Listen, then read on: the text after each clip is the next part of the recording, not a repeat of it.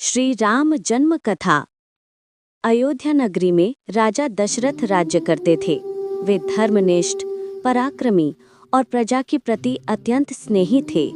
उनकी 3 रानियां थीं, कौशल्या, कैकेयी और सुमित्रा। सब कुछ होते हुए भी राजा दशरथ अत्यंत चिंतित रहते थे, क्योंकि उनके कोई संतान नहीं थी। उन्होंने कुलगुरु वशिष्ठ जी से उपाय पूछा।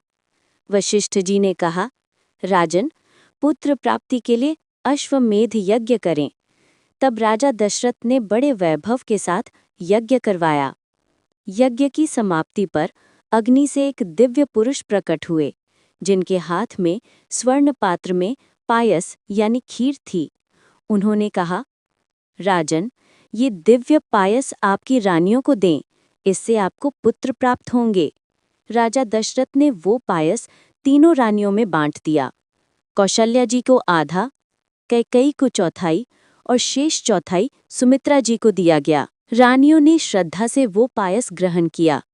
कुछ काल बाद चैत्र शुक्ल नवमी के दिन, जब पुष्य नक्षत्र और मध्याह्न काल था, कौशल्या देवी ने स्वयं भगवान विष्णु के अंशावतार श्री राम को जन्म दिया।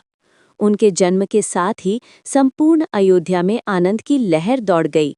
देवता पुष्प वर्षा करने लगे, आकाश में डुगडुगी बजने लगी, चारों ओर मंगल ध्वनि होने लगी।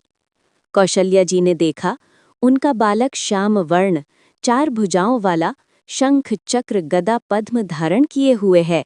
उन्होंने हर्षित होकर स्तुति की, हे नाथ, आप स्वयं ब्रह्म स्वरूप हैं, फिर भी मेरी गोद में बालक बनकर कैसे आए?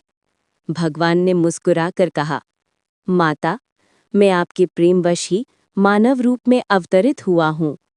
अब मैं बाल रूप धारण करूंगा। ये कहकर उन्होंने मानव बालक का रूप ले लिया।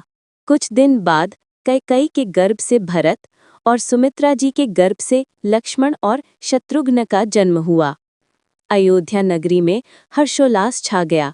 हर घर में दीप जलाए गए, वाद्य बजने लगे और लोग एक दूसरे को बधाई देने लगे। भावार्थ, भगवान श्री राम का अवतार अधर्म के विनाश और धर्म की स्थापना के लिए हुआ था। वे मर्यादा पुरुषोत्तम बनकर मानव समाज को सत्य, धर्म और कर्तव्य का आदर्श दिखाने आए थे।